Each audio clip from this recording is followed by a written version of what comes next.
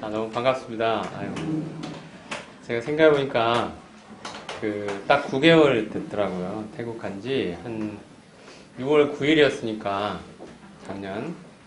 어제가 3월 9일. 그래서 딱 한국 들어온 게 딱 9개월 만에 들어온 셈이더라고요. 계산해봤더니. 일단 9개월 동안 계속 저희 가정을 위해서 기도해 주시고 또 한마음으로 함께 해주신 모든 성도님들께 다시 한번 감사 말씀을 꼭 드리고 싶습니다. 기도가 있었기 때문에 제 가정이 계속 태국에서 생활하는데 또 주님이 맡겨주신 일들을 감당해 나가는데 부족함이 없이 주님 은혜 가운데 지금까지 진행될 수 있었던 것 같습니다. 태국은 지금 가장 1년에서 더운 시즌입니다. 그런데 한국에 오니까 좀 추워가지고 근데 사실 이 추위를 한번 느껴보고 싶었어요. 느껴볼 수 없는 이 추위를 좀 더 추울 때 왔어야 되는데 약간 이제 봄이 됐죠. 한국도 조금 풀린 것 같은데 아무튼 가장 덥습니다. 태국은. 그래서 아무튼 이렇게 다시 한국에 나올 수 있는 또 기회를 주셔서 이번에 아까 광고 말씀 사회자님이 하신 대로 훈련원에서 그리스도인 훈련원에서 2주간 강의가 요청을 받아서 이렇게 나오게 되었습니다. 현재 저희 가정은 계속 언어 공부에 매진하고 있고요. 열심히 하고는 있는데 잘 모르겠어요. 그래서 아까 사와디캅 하셨는데 태국말 좀 해야 되는데 그래서 주님께서 그동안 좀 여러 가지 일들 필요한 것들을 다 공급하게 해주시고 또 좋은 또 스님도 만나게 해주시고 언어 공부하는데 부족함이 없도록 여러 가지 상황과 환경을 인도해 주셨다는 생각이 듭니다. 오늘 이제 성도들과 함께 또 나누고 싶은 말씀이 하나 있는데 로마서 말씀을 한번 같이 보겠습니다. 로마서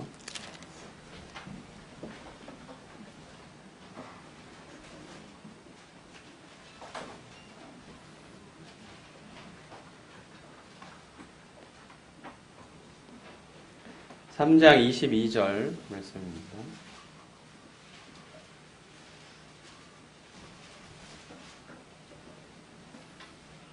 22절 같이 한번 읽어보겠습니다. 시작. 곧 예수 그리스도를 믿음으로 말미암아 모든 믿는 자에게 미치는 하나님의 의인이 차별이 없느니라. 오늘은 예수님을 믿는다는 게 뭔지,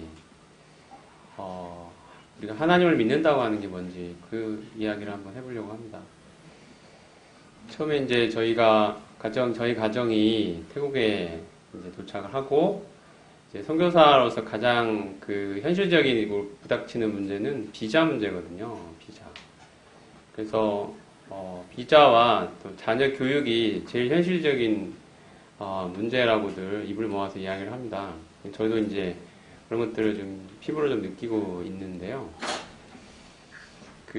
비자라는 게 이게 외국 사람이 어느 나라에 와서 관광 목적으로 잠깐 왔다 가는 게 아니라면 뭔가 장기로 체류를 하고자 할 때 어느 나라나 관리를 할 수밖에 없거든요. 태국도 마찬가지여서 이제 저같이 이제 외국 사람이 태국에서 장기적으로 있으려고 할 때는 바로 오래 살 수 있는 그런 비자를 준다거나 하지 않고 이렇게 끊어서 짧게 계속 연장을 해주는 식으로 합니다. 그래서 제가 그동안 비자를 3개월 받고 처음에 들어갈 때 3개월 받아 들어가고 거기서 3개월 연장을 또 하고 또 3개월 연장을 또 하고 해서 9개월을 이렇게 3개월 단위로 살고 그리고 지금 얼마 전에 며칠 전에 1년짜리를 받았습니다. 이것은 진짜 만세 부를 일입니다.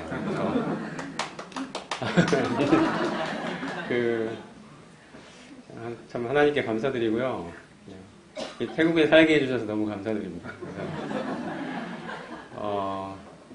비자를 맨 처음에 이제 3개월짜리 받고 들어가서 딱 3달이 이제 있으면 또 3달치를 연장을 해야 되는 그 시점이 이제 도래를 하고 있을 때 태국의 상황이 이제 제가 치앙마이에 지금 살고 있잖아요. 근데 치앙마이 이민국에서 정책이 바뀌어가지고 저처럼 외국에서 와서 이렇게 저는 이제 지금 현재 비자를 어떻게 갖고 있냐면은 거기서 이제 NGO라고 비영리 단체들이 제법 있거든요. 그 치앙마이 안에. 그래서 거기 여러 가지 뭐 사회 구호 활동이나 봉사 활동이나 뭐야 그쪽 그 태국 어린이들 뭐 교육도 시켜주고 뭐 도와주고 여러 가지 뭐 빈민 구제 활동도 하고 여러 가지 이런 활동들을 하는 NGO 단체들인데 대부분 이제 기독교 관련된 단체들입니다.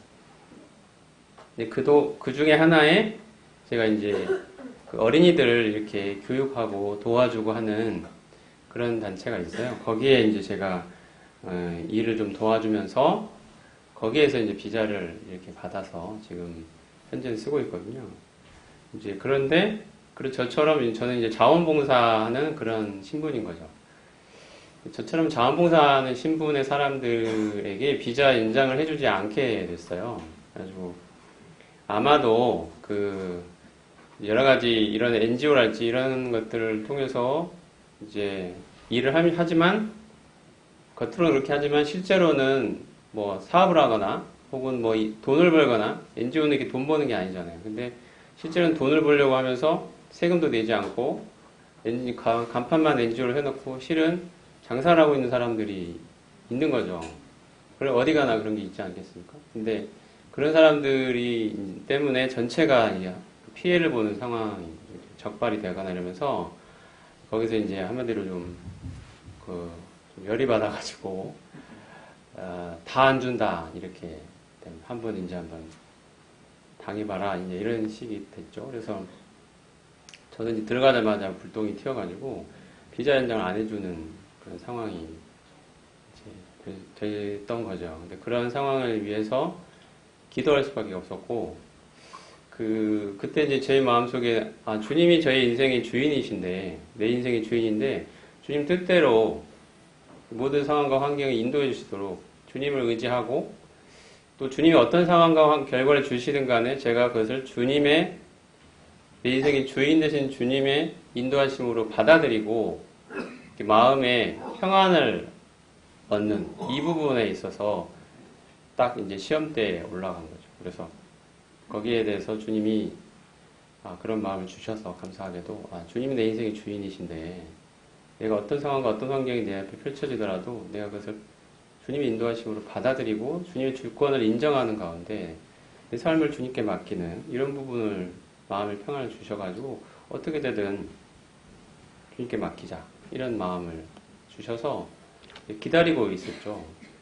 근데 딱 감사하게도 비자가 기존의 비자가 만료되는 마지막 날 연장 비자를 받았어요. 근데 갑자기 그쪽 정책이 다시 바뀐 거예요.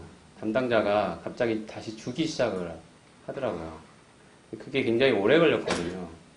잘 되지 않을 거라고 사람들이 생각을 했고 그래서 실제로 비자 연장을 못 받고 외국으로 나가는 분들도 많이 제법 있었어요. 근데도 갑자기 저희 비자 만료되는 그 시점 바로 직전에 그 사람이 담당자가 마음을 바꾸고 주기 시작을 해서 제가 만료되는 날 퇴근 시간 30분 전에 받았습니다. 그래가지고 그 다음 날부터 다시 이제 태국에 합법적으로 거주할 수 있게 돼서 또 3개월 이런 식으로 지금까지 연장이 되어 왔고요.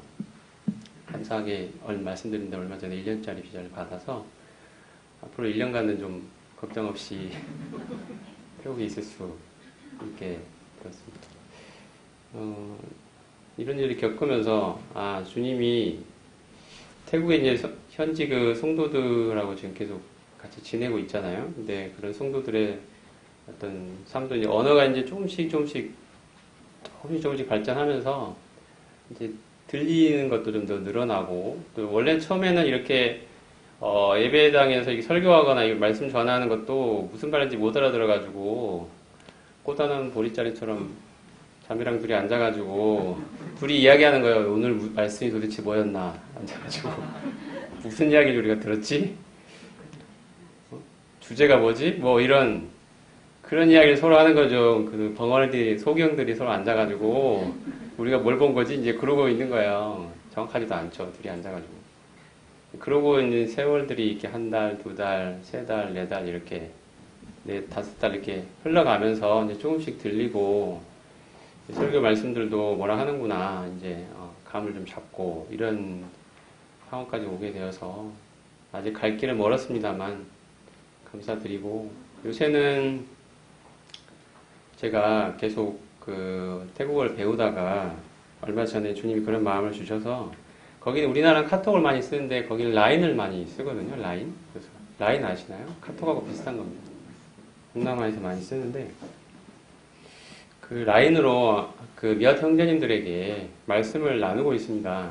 제가 실력은 안 되기 때문에 태국어 성경을 먼저 공부를 해가지고 공부하고 거기 묵상한 말씀들을 보내고 묵상한 내용을 이렇게 태국어로 써가지고 라인으로 보내요. 물론 길지 않겠죠. 짧은 메시지들이죠. 아주 짧은. 그런데도 그걸 공부하고 쓰는데 한 2시간은 걸리더라고요. 그래서 그런 시간들을 매일 아침마다 개인적인 묵상도 하면서 기도하는 시간도 갖고 가지고 이렇게 하고 있는데 제 개인에게도 참 유익이 있고 감사하고 말씀 묵상할 때마다 감사하고 또 그곳에 또 핵심이 일꾼이 될 만한 그 형제님들에게 보내고 있거든요. 그런 일들을 하면서 그분들에게도 주님의 말씀을 함께 나눌 수 있어서 감사가 되고 아직 작지만 그런 일들을 이제 얼마 전에 한 2달 전부터 시작을 하게 됐는데 감사하게 생각하고 있습니다. 제가 아직 본격적으로 사역을 시작하거나 한 건 아니고 계속 언어에 집중하고 있는데 그런 과정에서 언어 공부도 많이 되는 것 같아요. 태국어를 쓰는 게 쉽지 않거든요. 태국어가 이게 말하고 듣는 것도 또 시간이 좀 걸리겠지만 이게 쓰는 게 쉽지 않아요. 문장, 단어 쓰는 거, 알파벳이 쉽지 않거든요, 이게. 그런데 그런 것들 훈련도 되고요. 다 언어 공부의 일환이라고 생각을 또 하고 있습니다. 그래서 여러 가지 면에서 감사가 되고 오늘 나누려고 했던 말씀이 예수님을 믿는다는 게 뭔지라는 건데요. 제가 현지에 있으면서 가장 많이 생각됐던 내용입니다. 내 인생이 또 주변의 성도들을 거기 현지 성도들을 보면서도 또 이곳에 또 한국에 있는 성도님들 생각해 보면서도 우리가 예수님을 믿는다는 게 뭔지 그 생각을 많이 하게 됐습니다. 우리가 방금 읽은 말씀에도 예수 그리스도를 믿음으로 말미암아 이런 말씀이 있습니다. 그리고 26절에도 보면 또한 예수 믿는 자를 의롭다 하려 하심이라 예수를 믿는다라고 되어 있습니다. 그 뒤에 보면 4장 3절에도 보면 성경이 무엇을 말하느냐? 아브라함이 하나님을 믿음에 라고 말씀하고 있습니다. 하나님을 믿음에. 예수님을 믿는다. 하나님을 믿는다. 잘 생각해 보면 예수님을 믿는다는 것은 그 예수님을 신뢰하고 그분께 나를 의탁드리는 그런 행동이라는 사실을 알 수가 있습니다. 단지 어떤 예수님이 이루신 어떤 일들, 그에 관한 사실을, 그 정보를, 그 지식을 내가 인정하고 받아들이는 정도의 수준이 아니라 그 일을 이루신 그 분, 바로 그 그리스도, 예수 그리스도, 그분께 나를 의탁드리는 행동인 거죠. 그분을 신뢰하기 때문에. 전에는 내가 하나님이 신뢰가 안 되고 예수님이 신뢰가 안 됐던 거죠. 신뢰가 안 된단 말은 그분께 내 인생을 맡길 수가 없었다는 뜻입니다. 전에 우리가 정말 예수님이라는 분을 만나기 전에는 그랬죠. 내가 내 인생은 내가 책임져야 되고 내가 내 인생을 어떻게든 잘 이끌어가기 위해서 내가 노력을 해야 되고 내가 돌파를 해야 되고 내가 이 어려운 난관을 헤쳐나가야 되고 어쨌든 간에 내가 내 인생을 붙들어야 되는 그렇게 지금 내가 어떻게 보면 내 힘을 믿고 내 지식을 믿고 내 노력을 믿고 또 하나님이라는 예수님이라는 분을 생각할 때도 그분께 내 삶을 온전히 의탁드리기보다는 그분이 나를 도와주기를 바라고 살아왔던 것 같습니다. 하나님이라는 존재를 인정하고 예수님이 하신 일을 인정했다 하더라도 여전히 내 인생은 내가 쥐고 경영을 하는 상태로 내가 하고자 하는 일, 또 내 인생에 펼쳐지는 이 어려운 일들 속에서 내 인생이 잘 굴러가도록 하나님이, 예수님이 나를 잘 도와주시기를 바랬던 거죠. 나라는 인생을 온전히 그분께 의탁드리고 그분께 맡기고 그분께 나를 넘겨드리지 못했던 것입니다. 그분의 인도하심과 그분의 주권 아래 내 인생을 두지 않았던 거죠. 내가 원하는 인생이 있고 내가 원하는 방향이 있고 이렇게 인도하시면 안 돼요라고 생각하는 그 뭔가가 내 안에 있고 내가 인정받고 내가 존경받고 내가 대접받기를 원하는 그 마음이 내 안에 있고 내 뜻이 이루어지기를 원하고 내 뜻이 관철되기를 원하고 그런 내 마음이 있는데 이런 것들이 잘 되도록 예수님은 힘이 세시니까 나를 도와주세요. 하나님은 나를 도와주세요. 그런 의미로 우리도 기도도 하고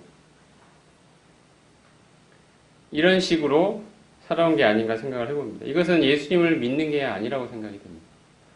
예수님을 믿는다는 것은 우리가 사람과 사람 사이에 누군가를 믿는다고 할 때처럼 단지 그 사람이 뭔가 이루었던 일들, 그 사람에 관한 정보를 사실이라고 받아들이는 정도가 아니고 그 사람의 인격을 신뢰하고 그 사람에게 뭔가를 의탁할 수 있을 때 그 사람을 믿는다고 할 수 있지 않겠습니까?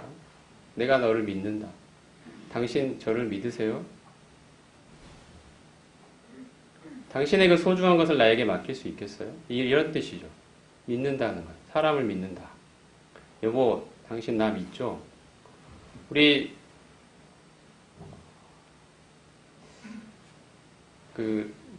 현아자매님 이야기 하셨나 모르겠는데 아까 인사 나누다 보니까 결혼한다고 하시더라고요.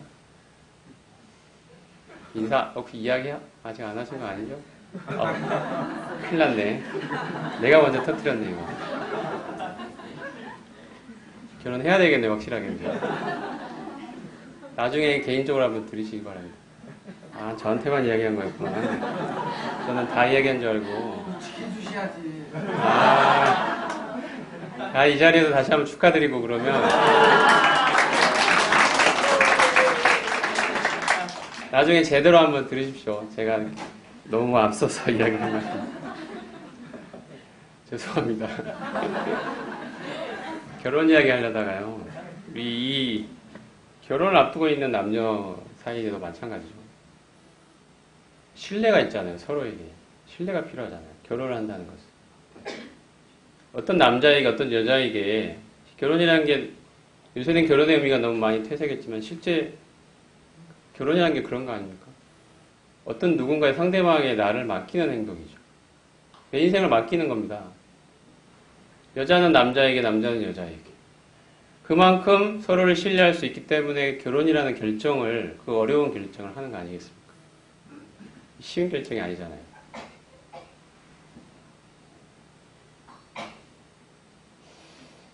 저 남자가 내가 저 남자를 정말 신뢰할 수 있을까? 나를 그 사람에게 결혼이라는 이 내에서 나를 맡길 만큼 신뢰할 수 있을까? 이게 신뢰가 될 때 그 남자가 예를 들어서 저랑 결혼해 주십시오. 프로포즈를 하면 네가 나올 거 아니에요? 그죠? 그 전까지는 계속 생각을 많이 하죠. 저 남자가 나한테 만약 결혼하자고 하면 내가 결혼한다고 할까? 저 남자를 내가 믿을 수 있을까? 이런 생각을 하죠. 내가 저 남자를 믿을 수 있겠다. 이 말이 무슨 뜻입니까? 그 사람이 했던 일들, 나한테 한 이야기들이 거짓말이 아니고 사실이구나 라고 믿는 정도가 아니잖아요. 그 사람이란 사람 자체가 신뢰가 가는 거잖아요. 그래서 나를 맡길 수 있겠다라는 결론까지 가는 거잖아요. 이게 그 사람을 믿는 거 아닙니까? 그거 못하는 건 그 사람을 아직은 못 믿는 거죠. 나를 맡길 만큼은 안 되는 거죠. 그리고 예수님을 믿는다고 할 때도 예수님이 이루신 일, 그분이 십자가에 달리셔서 나를 위해 죽으셔서 내가 하늘나라 갈 수 있게 되었어. 이거 우리가 당연히 믿어야 되는 내용입니다. 이게 중요하지 않다거나 필요 없다는 내용이 결코 아닙니다. 우리는 그것을 정말로 믿어야 합니다. 근데 문제는 거기서 그쳐서는 안 된다. 사실을 받아들이고 예수님이 이루신 일들을 내 마음에 인정하고 받아들이는 거. 이 중요한 문제입니다. 여기서 걸려있는 분들도 많이 있죠. 그걸 받아들인다 해도 거기서 그쳐서는 안 된다는 뜻입니다. 그러한 일을 이루신 예수님을 신뢰하는 데까지 가야 됩니다. 그분께 내 인생을 맡길 수 있어야 된다는 거죠. 그분의 주권 아래 내 인생을 둘 수 있어야 된다는 거죠. 나를 통째로 그분께 드릴 수 있어야 되는 거죠. 한마디로 내 인생을 그분께 거는 것입니다. 이게 예수님을 믿는 거죠. 그분이 신뢰가 되는 거죠. 그만큼. 그럴 만한 분으로 내 마음에 다가오는 거죠. 아, 예수님이 하신 일을 보니까, 그분의 십자가와 그분의 부활을 보니까, 그분이 나 같은 죄인을 얼마나 사랑하셨는지, 나를 위해서 이렇게 완벽한 구원을 예비해 두신 분인지, 이게 너무 명백해지니까, 나 같은 이러한 죄인을 위해서 하나님이신 예수님이 이 땅에 오셔서 이루신 이 놀라운 구원을 내가 보니까, 그분이 이루신 일을 보니까 정말 그분이 믿어지는 거죠. 이제 그분이 신뢰가 가는 거 아니겠습니까? 그분의 부활을 보니까 그분이 어떤 분인지 너무 명백해지는 거죠. 아, 그분은 하나님이시구나. 그냥 사람이 아니구나. 그분께 내 인생을 맡기더라도 나는 결코 실패하지 않을 수 있겠다. 그분은 왜냐? 나를 만드신 분이시니까. 내 인생을 책임질 만한 능력을 갖고 계신 분이니까. 우리가 아까 결혼 이야기했습니다. 여자가 남자랑 결혼할 때, 결정을 할 때도 이 생각을 할 것 같아요. 내가 저 남자를 신뢰할 수 있느냐 했을 때 확인하고 싶은 게 있죠. 여자의 마음에. 뭘 확인하고 싶습니까? 결혼하신 자매님들. 뭘 확인받고 싶죠? 아, 이 남자가 나를 진짜 사랑하는가. 이거 생각하잖아요. 제일 중요하게 생각하는 것 중에 하나죠. 그죠? 나를 사랑하는가. 진짜 진심으로. 말로만 아니라 진심으로. 나를 위해 목숨을 바칠 수 있을 만큼 나를 사랑하는가? 아, 입에 발린 이야기 말고 진심으로 마음에 나를 정말 사랑하는가? 이거 확인하고 싶잖아요. 이게 뭡니까? 이게 십자가 아니겠습니까? 아, 예수님이란 분이 정말 나를 사랑하시면 그러면 내가 그분께 내 인생을 맡길 수 있겠다는 거예요. 나를 이만큼 사랑하십니다. 믿음이 가는 거죠. 신뢰가. 생각해보면 이 사랑만 가지고는 또 안 되더라고요. 사랑이 중요하지 않단 말이 아닌데 뭐가 또 필요하냐면요. 능력이 있어야 돼요. 능력. 정말 빚을 한 이만큼 몇십억씩 지고 있는 남자가 와가지고 제가 당신을 진심으로 사랑합니다. 근데 말이 진짜인 것 같은 거예요. 계속 나를 쫓아다니면서 정말 죽자 살자 나를 쫓아다니면서 나를 진심으로 사랑한대요. 여자가 너무 부담스럽겠죠. 저 남자랑 결혼하면 빚을 이만큼 지고 평생 빚 갚다가 지금 경제적인 능력도 하나도 없어 보이고 물론 지금은 가난할 수 있지만 뭔가 이 능력, 잠재력이 있고 성실하게 있고 뭐가 능력이 안에 있어서 앞으로 이 난관을 헤쳐나갈 수 있는 그거라도 있어야 되는데 그것도 안 보인다면 이게 그 남자의 사랑을 여러분이 받아들일 수 있겠습니까? 여러분 여자라면 저랑 결혼해 주십시오 하면 할 수 있겠어요? 안 되겠죠. 예수님도 마찬가지로 생각이 됩니다.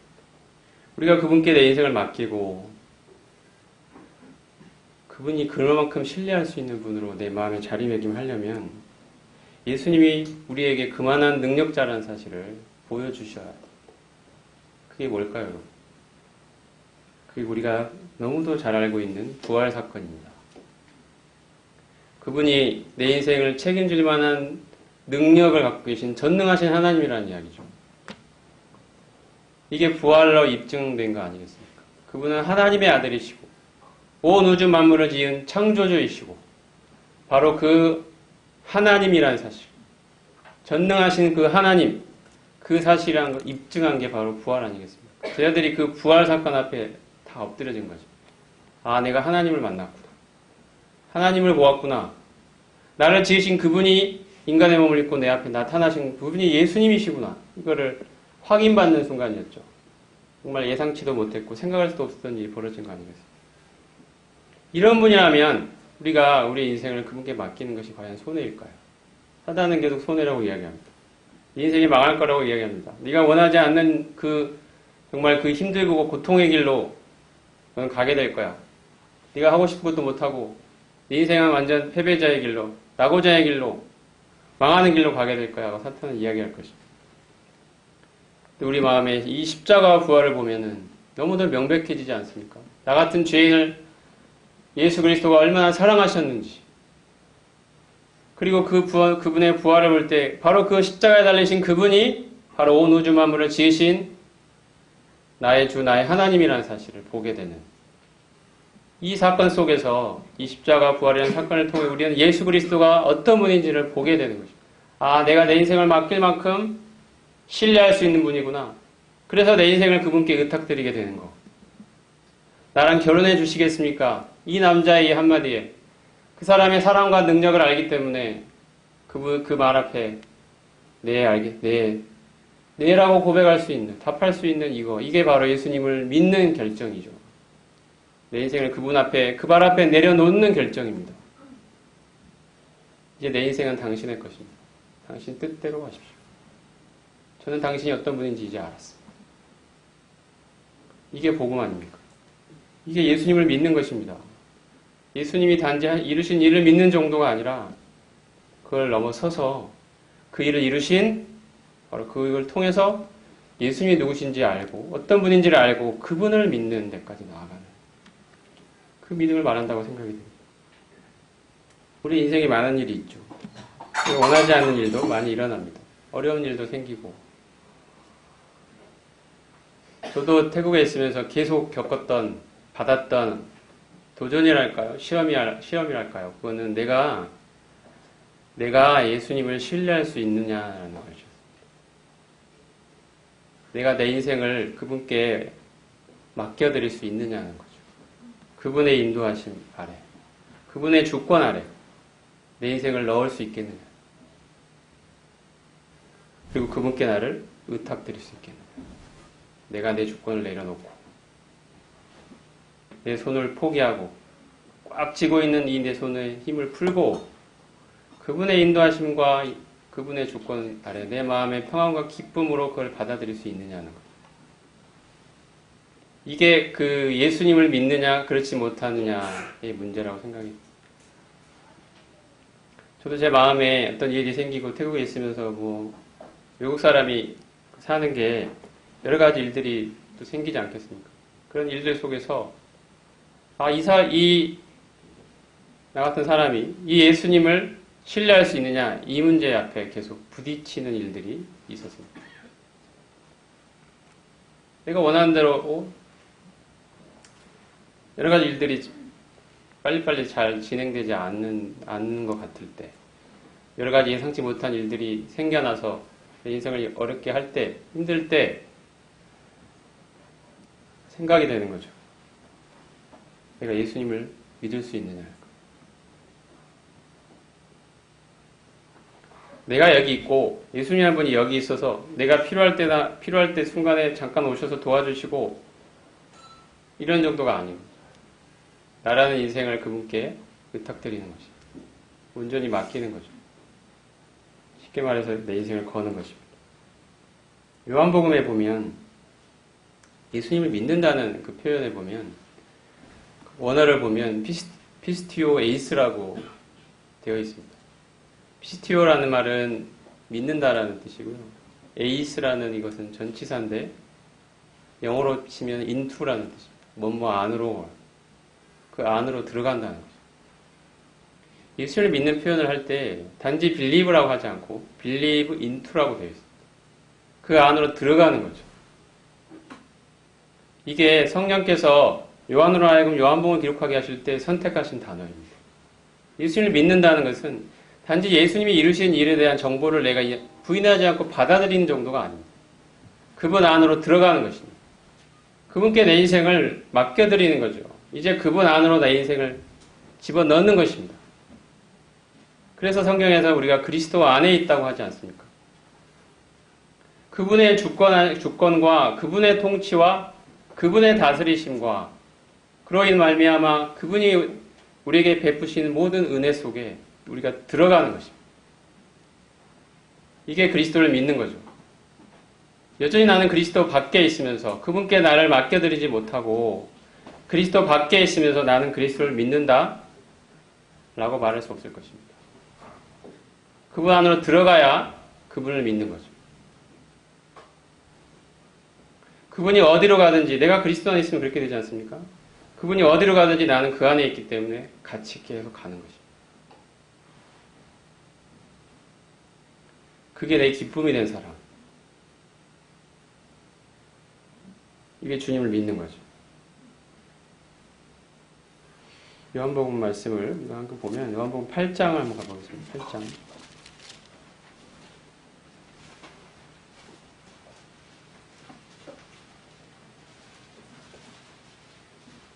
요한복음에 예수님을 믿는다라는 단어들이 전부 다 believe into라고 되어 있는데 이 8장 31절을 보면은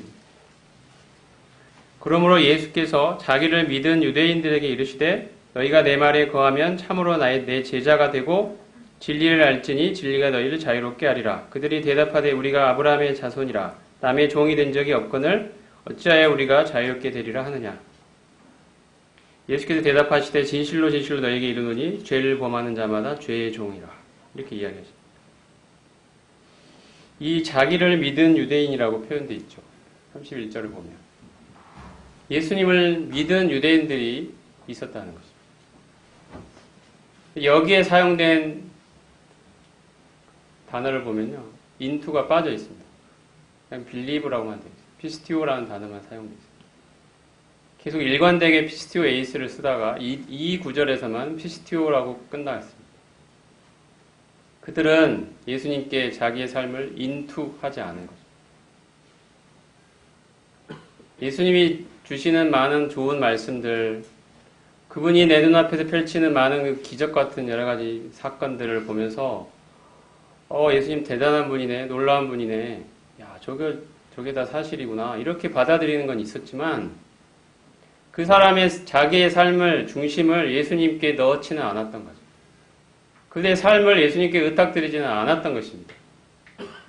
예수님을 그렇게 믿지는 않았던 거죠. 빌리버 인투하지 않았던 것입니다. 단지 빌리버 했던 사람들입니다. 이게 우리에게 주는 의미가 있다고 생각이 됩니다. 성도님들, 우리는 예수님을 빌리버하는 사람입니까? 아니면 빌리버 인투하는 사람입니까? 그분께 나의 인격, 내 삶 자체를 통째로 그분 안으로 집어넣으셨냐는 거죠. 그분의 주권과 다스림 안으로 여러분은 들어가 계십니까?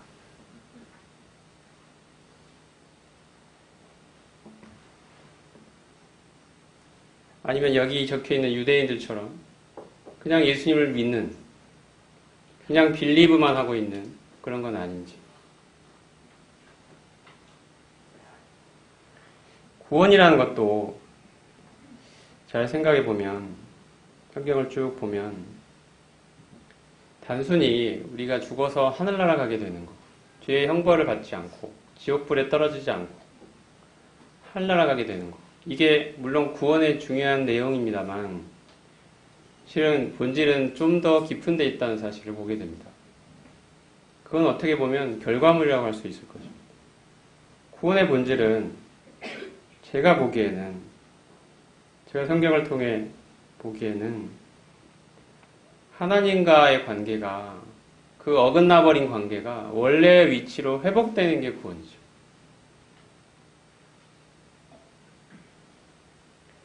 고린도서 1장 21절을 보면 하나님과 우리가 원수라고 되어 있습니다. 심한 말 아닙니까? 그러면 어렸을 때부터 교회 다녔고 성경도 읽었고 기도도 하고 살아왔는데 내가 왜 하나님과 원수야? 내가 하나님의 친구까지는 아니어도 그래도 하나님의 지인 정도는 될 것 같은데 내가 너무 원수라는 건 너무 심한 표현 아닌가? 내가 왜 하나님과 원수야? 나 하나님과 원수된 적은 없는데. 성경은 말씀하시죠. 우리가 하나님의 원수라고. 왜 원수일까요? 하나님과의 관계가 이 원수라고 부를 만큼 뒤틀려 있다는 거거든요. 우리는 마음으로 하나님을 사실은 인정하지 않았던 것입니다. 그 하나님의 주권을, 하나님의 다스리심을 받으려 하지 않았다는 것. 하나님은 왕이시고 온 우주 만물의 주인이신데도 우리는 우리 스스로가 왕이 되어서 내가 원하는 인생, 내가 원하는 내 인생의 꿈, 그것을 위해서 살아왔던 거죠. 하나님은 나를 그저 돕는 자일 뿐. 하나님은 주권자는 아니셨던 거죠. 하나님을 하나님답게 인정하지 않았던 거죠. 그러니 원수 아니겠습니까? 주권자를 인정하지 않는 게 원수 아닙니까? 반역자죠, 반역자. 패역하다고까지 또 표현되어 있기도 합니다. 이렇게 뒤틀려버린 하나님과의 나와의 관계가 이제 원래 하나님이 나를 만드신 위치, 그 자리로 다시 들어가는 것.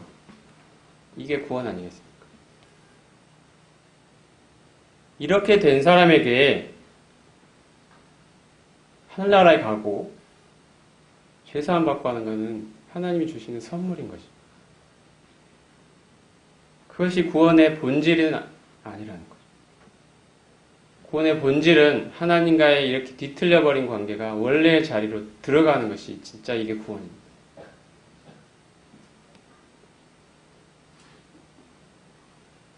전에는 내가 정말 하나님을 신뢰할 수가 없어서 어느 정도 인정은 하지만 신뢰는 안 돼서 내 인생을 맡길 수가 없었는데 이제 그래서 내가 내 인생을 내가 어쨌든 중심이 되어서 내 인생을 지금까지 경영해 왔는데 이제는 하나님이 어떤 분인지를 보게 되니까 예수 그리스도를 통하여 하나님을 보게 되니까 하나님이 나 같은 이 정말 부패하고 타락한 죄인을 어떻게 사랑하셨는지 십자가를 통해 명백하게 그 하나님의 사랑을 보고 나니까 내 마음이 녹아서 이런 하나님이라면 내 인생을 그분 안으로 집어넣어도 되겠구나.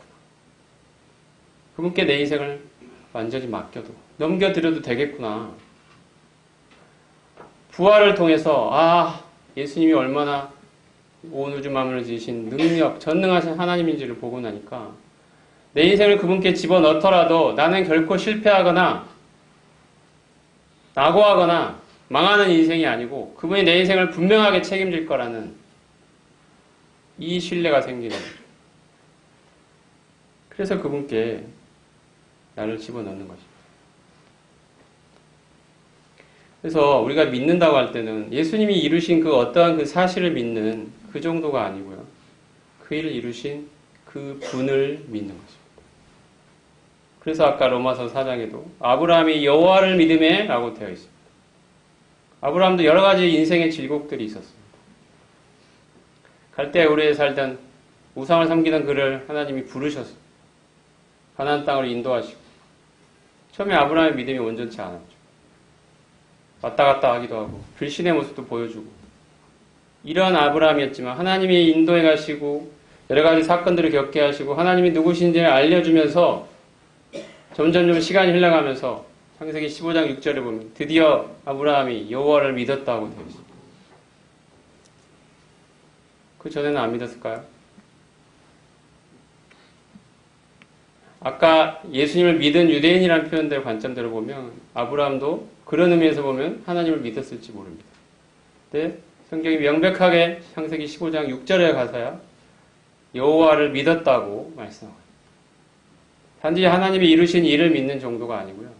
그 일을 이루신 그 분을 믿는 것입니다. 이제 아브라함이 자기의 인생을 그 하나님께 내 인생에 개입하셔서 여러 가지 일들을 보여주시고 그를 통해 하나님이 어떤 분인지를 알려주셔서 이제는 내가 내 인생을 그분께 맡기더라도 전혀 손해보거나 아깝거나 불편하거나 힘들지 않을 만큼 그분이 내 신뢰가 된다 하는 그 단계까지 가게 하신 거죠. 이제 여호와를 믿게 된 것입니다. 그의 인생을 하나님께 맡기게 된 거죠. 이게 하나님을 믿음에라는 말씀의 뜻이라고 저는 이해합니다. 우리가 믿음을 분명하게 하게 되면 예수님을 믿는다는 게 뭔지가 내 마음에 분명해지면 우리의 삶은 성경에 기록된 대로 예수님을 믿는 사람의 삶에 어떠한 변화와 어떠한 축복이 따라오고 어떤 걸 경험하게 됐는지 기록된 이 말씀들을 실제로 경험할 수 있게 된다고 믿습니다. 신앙은 뭔가를 억지로 성경에 기록된 것들을 내가 이루려고 억지로 뭔가를 막 해나가는 그런 종류의 삶이 아니고 예수님이라는 분을 내 마음에 그분을 받아들이게 되면서 그 예수님이 내 마음에서 주인이시고 내 인생을 이끌어 가시고 내가 그분 안으로 들어가 있기 때문에 이제는 그분께 내 인생을 완전히 맡겨드렸기 때문에 그분이 나를 인도하시고 주관해 가시는 그 능력과 그 기쁨을 경험해 가는 거죠. 그분의 뜻대로 내 인생을 하나님이 변화시켜 가는 것을 경험해 가는 것입니다. 그분이 앞서서 가시고 우리는 그 안에 들어있기 때문에 그분 안에 있는 것들을 경험해 가는 거죠. 이게 신앙 아니겠습니까? 이게 그분께 내 인생을 맡겨드린 자의 삶에 찾아오는 기쁨과 축복과 감사와 은혜인 것입니다. 로마서 1장에도 보면 복음을 설명하면서 그 아들에 관한 복음이라고 말하고 있습니다. 그 아들에 관한, 예수님에 관한 복음. 우리는 복음하면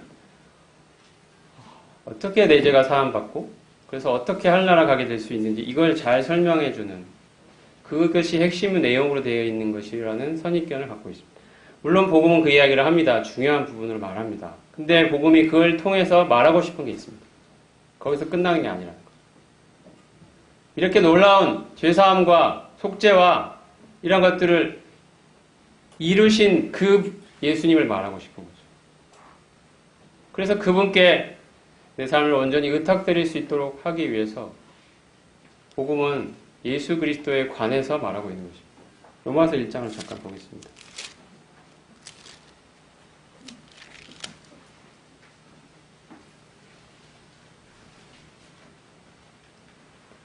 로마서 1장 2절을 보면은 이 복음은 하나님이 선지자들을 통하여 그의 아들에 관하여 성경에 미리 약속하신 것이라. 복음은 그 아들에 관하여 약속하신 것이라고 말합니다. 그 아들이 이루실 일에 대해 약속하신 게 아니고요. 그 아들에 관해서 약속하신 것입니다. 복음은 그 아들에 관한 것입니다. 과연 그러면 그 아들은 어떤 분이냐? 3절에 보면 육신으로는 다윗의 혈통에서 나셨고 4절 성결의 영으로는 죽은 자들 가운데서 부활하사 능력으로 하나님의 아들로 선포되셨으니 곧 우리 주 예수 그리스도시니라. 이게 복음이 말하고 싶은 내용입니다. 예수님이 누구냐는 거죠. 이러한 모든 죄사함과 완벽한 구원을 이루신 그 분이 누구냐는 것입니다. 그분은 하나님의 아들이십니다. 온 우주 만물을 지으신 창조주란 이야기죠. 그리고 우리의 주 예수 그리스도이십니다. 우리의 주가 되시는 분입니다. 내 인생의 주인이십니다. 나를 지으신 분이며 그러기에 내 인생의 주인 되시기에 합당한 분이며 그러기에 내가 내 인생을 그분께 의탁드리더라도 결코 내가 손해보거나 망하지 않을 바로 그분이죠. 그분이 나를 이렇게 사랑하셨다. 이게 복음입니다. 그래서 5절에 보면 그로 말미암아 우리가 은혜와 사도의 직분을 받아 그의 이름을 위하여 모든 이방인 중에서 믿어 순종하게 하나니. 믿어 순종하게 된다고 되어 있습니다. 여기서의 순종, 단지 믿음만을 말하지 않고 우리가 복음을 전해서 무슨 일을 하냐면 믿어서 순종하게 하는 것입니다. 무엇에 순종합니까? 바로 주 예수 그리스도께 순종하게 하는 것입니다. 이제 주 예수님을 믿으라 하면서 주 예수님이라는 그 분을 만나라는 거죠. 그분이 어떤 분인지를 분명하게 보라는 것입니다. 그분이 우리를 위해 무슨 일을 해주셨는지를 보고 이제 그분이 그를 이루셨으니까 바로 그분이 어떤 분이라는 걸 이제 알았으니 그분 앞에 무릎을 꿇으라는 이야기입니다. 믿어 순종하게 하는 것. 이제 네 인생은 네게 아니라는 것입니다. 우리의 인생이 우리 것이 아닐 때 우리가 느끼게 경험하게 되는 그 자유와 그 해방을 경험해 보라는 거예요. 내가 나를 놓았을 때 그분의 발 앞에 무릎을 꿇었을 때 내 인생을 그분 안으로 집어넣었을 때 내가 받게 되는 그 자유와 해방, 그 기쁨을 만끽해 보라는 거죠. 그분의 다스림 안에 우리가 순종했을 때 경험하게 되는 그 기쁨을 맛보라고 복음은 말합니다. 복음은 그의 아들에 관한 것입니다. 그리고 그 아들은 바로 우리 주 예수 그리스도이십니다.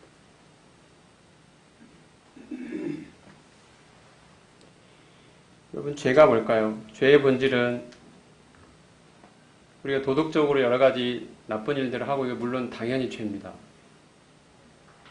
회개해야 될 죄들입니다. 근데 그것이 뿌리는 아니죠. 본질은 아니죠. 열매라고 할 수 있을 것 같습니다. 죄의 본질이 뭘까요? 그것은 하나님께 대한 불신이라고 생각이 됩니다.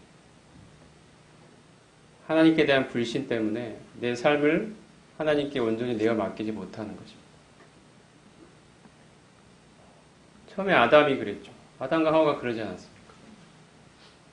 하나님께 자기 인생을 맡기고 그분의 이 주권 아래 살아가다가 이 선악과를 따먹는 이 결정을 하면서 그것을 벗어나게 된 거죠. 하나님으로부터의 독립.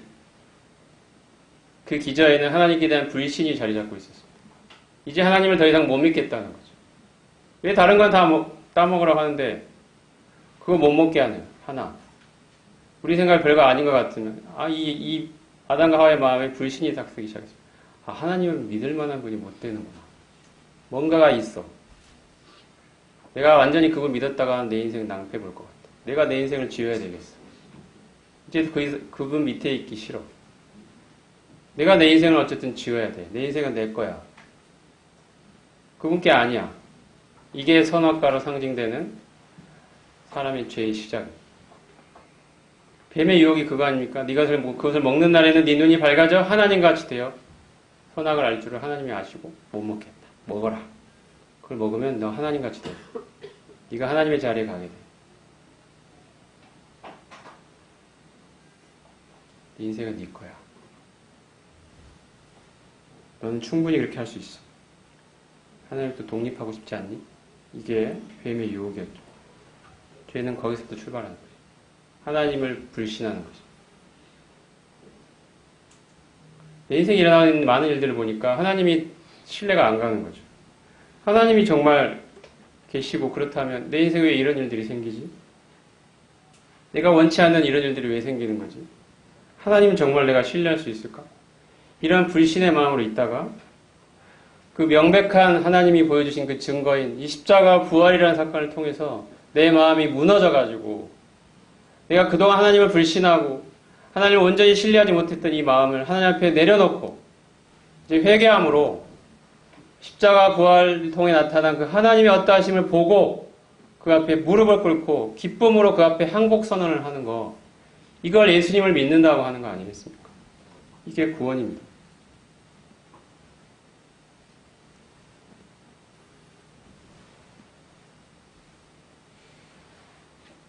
성경에 보면은 우리가 율법의 행위가 아니라 그리스도를 믿음으로 의롭게 된다고 말씀하고 있습니다. 우리가 잘 알고 있죠. 율법의 행위가 아니라 그리스도를 믿음으로. 여기도 그리스도가 하신 일을 믿음으로가 아니라 그리스도를 믿음으로라고 되어 있습니다. 우리가 그리스도를 당연히 그리스도가 하신 일을 믿어야 됩니다. 중요합니다. 거기서 끝나서는 안 됩니다. 그리스도를 믿는 데까지 나가야 됩니다. 우리가 그렇게 그리스도를 믿는 것을 뭐와 대조하고 있냐면 율법의 행위와 대조하고 있습니다.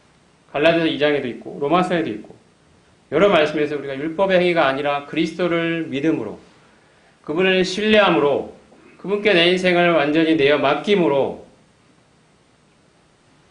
의롭다함을 받는다 말합니다. 그리스도를 믿음이 무슨 뜻인지 명확해지려면 율법의 행위가 아니라고 했기 때문에 율법의 행위가 무엇인지를 이해를 해야 될 거죠. 율법의 행위가 아니라는 측면에서 그리스도를 믿음을 말하고 있기 때문에 그렇습니다. 율법의 행위는 뭘까요? 단순히 어떤 선한 일을 하는 거? 단순히 그런 의미가 아닙니다. 선행? 그런 뜻이 아닙니다. 율법의 행위라는 말이 율법이 뭡니까? 율법의 행위는 이 문제 가지고 많이 기도해보고 생각해보고 또 태국에서도 그 앞으로 성도들을 도울 생각을 하면서 이런 생각을 많이 합니다. 율법의 행위, 그리스도를 믿음. 이 태국의 성도들도 보면은 초기에 전해졌던 이 복음을 듣고 보면 상태를 보거나 하면 그리고 거기도 모임에서 자라난 어릴 때부터 교회에서 자라난 어린 영혼들이 있어요. 최근에 어떤 선교사님이 다른 나라에 사역하고 계신 선교사님 계신데 치앙마이에 일이 있어 오셨다가 교제를 했는데 거기에 있던 어떤 그 모임의 형제랑 대화를 기회가 있었는데요. 그분이 그 젊은 형제인데 그 형제가 그분이랑 대화를 하다가 이제 울더라고요. 막 울면서. 저는 이제 옆에서 다른 대화를 하고 있었기 때문에 대화의 내용은 나중에 들었습니다만 그 어린 형제가 울어요. 어릴 때부터 모임에서 자라난 이 형제예요. 많은 것들을 지식적으로 다 알고 있죠. 근데 요새 와서 하나님이 정말 계신지 의심이 되는 거예요. 하나님께 대한 신뢰가 흔들리고 있는 거예요. 그분께 앞으로의 나의 인생을 그분의 주권과 통치 아래 나를 맡길 수 있을까? 이 문제 가지고 지금 걸려있는 부분입니다. 태국의 상황이 만만치 않죠. 태국은 믿지 않는 사람들이 훨씬 많습니다. 인구의 1%도 안 되는 그리스도인들이 있습니다. 그리고 그 그리스도인 안에도 진짜 믿는 사람은 얼마나 될지 잘 모르겠습니다. 그런 상황에서 자기가 하나님을 믿는 자로서 그들에게 복음을 증거하고 그들에게 여기에 너희들과 다른 종류의 삶을 살고 있는 인생이 있다는 걸 보여줘야 되는 상황에서 자신이 안 되는 거죠. 자신이 없는 거죠. 자기 신앙이 안 되는 거예요. 그렇게 흔들리고 있는 자기를 보면서 끝내 울음이 터지는, 거기서 이제 벗어나고 싶다, 여기서 도망가고 싶다, 이런 말을 했다고. 모르겠습니다. 한국은 뭐 예수를 믿는다고 핍박받거나 물론 태국도 무슨 물리적인 핍박이 있어서 뭐 고문을 당한다든지 뭐 감옥에 들어간다거나 뭐 그런 건 아닙니다만 사회가 주는 압력이라는 게 있죠. 그렇지 않게 오랜 세월을 살아온 그 사회 그 속의 시스템 안에서 사람이 거기에 적응하고 순응해서 살아가야 그 사람들의 인정과 어떤 이런 걸 받을 수 있을 텐데, 그것에 정면으로 거슬려야 되는 삶을 살아야 된다면 이게 쉽지 않지 않겠습니까? 근데 지금 복음이 말하는 게 그런 거죠. 복음은 절대 타협을 말하지 않습니다. 하나님을 믿는 놈이 믿으면 믿는 자답게 살고 아니면 하지 말라는 거죠.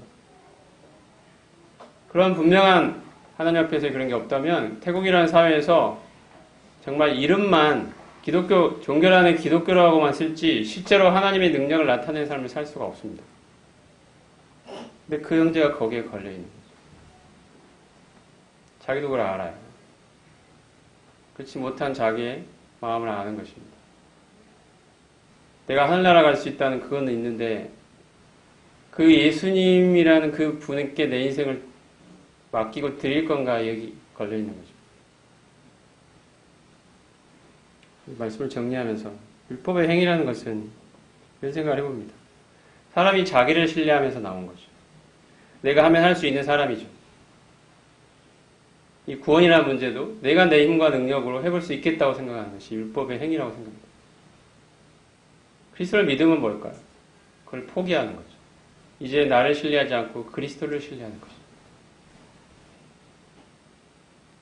은혜가 뭘까요? 은혜의 사전적인 의미는 내가 받을 수 있는 자격이 없는데 하나님이 거저주시는 어떤 선물이나 이런 걸 은혜라고 하지 않습니까? 근데 중요한 거는 하나님이 왜 은혜로 일하시느냐는 부분입니다. 왜 은혜인가라는 거죠. 우리에게 그럴 만한 능력이 없기 때문이죠.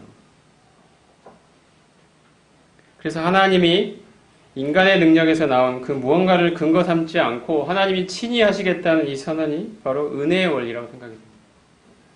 사람의 능력을 하나님이 근거 삼지 않고 내가 친히 하겠다는 거예요. 내가 너 안에 들어가서 네가 능력이 없어 못하는 것을 내가 친히 이뤄내겠다. 이게 하나님의 은혜예요. 그 하나님이 바로 우리 안에 계신 예수님 아닙니까? 우리가 이런 하나님을 의지하고 나에 대해 신뢰, 나를 의지하는 것을 포기하고 그분께 전적으로 나를 신뢰하고 의탁드리는 거, 이게 믿음입니다. 갈라디아서 말씀 한번 보고 마치겠습니다. 갈라디아서 2장.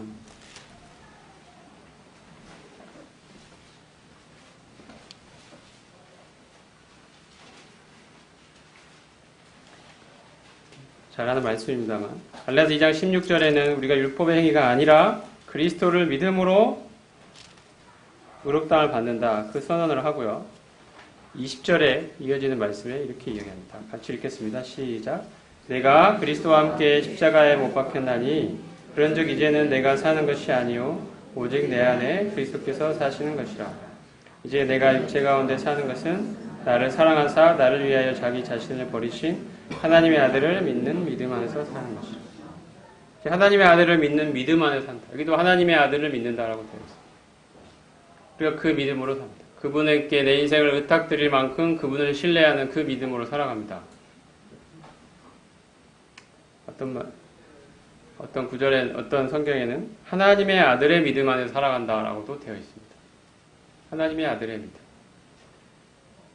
그분이 이 땅에 계시는 동안 그 하나님을 신뢰하고 그 하나님의 인도하심, 그 하나님의 주권, 그 하나님의 통치를 인정하며 그 아래서 살아가신 그 믿음, 하나님을 신뢰하고 그분 자신이 하나님의 아들이셨음에도 하나님을 신뢰하고 그분의 인도하심과 그분의 다스리심을 순순히 받아들이며 기쁨으로 그 길을 걸어가셨던 바로 그 믿음을 말하는 것입니다. 우리는 이런 동일한 의미로 예수님을 믿습니다. 예수님이 하나님을 믿으신 그 믿음으로 우리도 예수님을 믿는 것입니다. 그래서 20절에 보면 내가 그리스도와 함께 십자가에 못 박혔다고 말합니다. 전에 내가 나를 신뢰하고 나를 의지하고 나를 높이기를 원하며 살아왔던 그 모든 인생은 십자가에 못 박혀 죽었고 이제는 내 안에 내 인생의 주인이시고 나의 주이시며 나의 하나님이신 나를 그토록 사랑하시고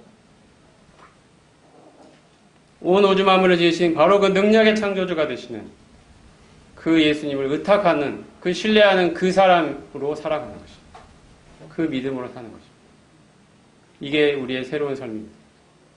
이제 내가 사는 게 아니고 이제 나는 그리스도를 신뢰하는 바로 그 사람으로 살아가는 것입니다. 내 안에 그리스도가 사시는 것이라. 내 인생의 주인이시고 나를 그렇게 사랑하시고 나를 설득하시고 감복하게 하셔서 내가 너와 결혼해도 되겠냐? 너의 인생을 나한테 맡길 수 있겠느냐? 그 질문 앞에 내 주님이라면 할 수 있습니다. 라는 이 고백을 받아내신 그 그리스도를 모시고 그리스도를 그분으로 모시고 살아가는 바로 우리가 있는 것입니다. 이게 갈라디아 2장 20절의 말씀이라고 생각합니다. 이제 더 이상 저희들은 사는 사람들이 아니죠. 저희는 죽은 자들 아닙니까? 이제 주님이 사십니다. 내 인생의 주인으로 사십니다. 그분이 내 인생의 주인이십니다. 내가 내 인생을 그분께 맡겨드립니다. 그분의 주권 아래에 넣는 것입니다. Believe into 하는 것입니다. 그분의 다스림 안으로 내가 내 인생을 집어넣는 것입니다. 그분의 인격 안으로 나를 집어넣는 것입니다. 이게 예수님을 믿는다고 생각합니다. 태국에서 말씀을 묵상하면 묵상할수록 이 사실이 더욱 뚜렷해지고 분명해집니다. 예수님을 얻었다는 거죠. 내 마음에. 예수님을 얻었습니다. 이제 그분과 하나가 되었습니다. 그분을 신뢰하며 살아갑니다. 내 인생에 여러 가지 일들이 일어나지만 겪기 싫은 일, 힘든 일 일어나지만 하나님을 신뢰합니다. 그분이 선한 분이라고 신뢰합니다. 그분이 내 인생을 책임질 거라고 신뢰합니다. 그분이 내 인생의 주인이라고 신뢰합니다. 그 십자가와 부활을 통해 명백하게 내 마음에 각인된 것입니다. 이제 우리는 예수님이 어떤 분인지를 보고 있습니다. 그분께 내 인생을 맡기는 게 과연 손해겠습니까? 저도 태국에서 그렇게 살아갈 것입니다. 어떤 일이 앞으로 벌어질지 모르지만 하나님을 신뢰하며 살아가. 왜냐하면 예수님을 보았으니까요. 예수님이 어떤 분인지 이제 알았으니까. 내 인생을 맡길 만큼 그런 분이란 그 믿음이 우리에게 있기 때문에 우리는 이 예수님을 신뢰하며 내 인생을 한 걸음 한 걸음씩 살아갑니다. 이러한 축복이 모든 성도님들에게 함께 하시기를 기도합니다. 정말 예수님께 내 인생을 맡긴 자의 그 기쁨과 그 감사와 그 행복으로 살아가는 우리 모두가 되었으면 좋겠습니다. 예수님이 그렇게 축복하실 것이라고 믿습니다. 태국을 위해서 또 저희 가정을 위해서 기도해 주셔서 감사드리고 다시 한번 계속 기도를 부탁드리고 무엇보다 언어가 더 빨리 또 진전이 있기를 바라는 마음이 있습니다. 이 모든 것들도 다 주님께 맡기고 주님의 인도하심과 주권 아래 맡기고 주님의 그 앞서 행하시는 것들을 제가 의지하고 의탁하고 그 가운데서 주님이 주시는 평안과 기쁨 속에서 주님을 그분들에게 소개하는 저희 가정이 될 수 있도록 기도해 주시면 감사하겠습니다. 기도하겠습니다.